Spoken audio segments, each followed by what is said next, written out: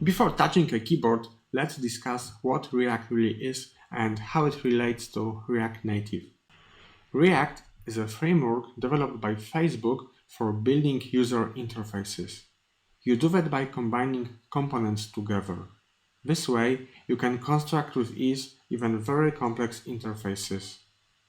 React describes also how components behave and communicate with each other with state and props. It also defines components' lifecycle methods. These are methods that are called automatically at different stages of component's life. We will cover all of this gradually, so don't worry if something is not clear at this moment.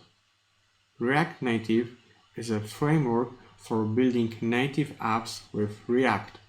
It comes with React components meant for mobile development, like text, image, or scroll view. React Native also provides APIs to access native services like local storage and GPS. React Native components are standard React components, so it's good to know React basics. We will cover it in next lessons, so stay tuned.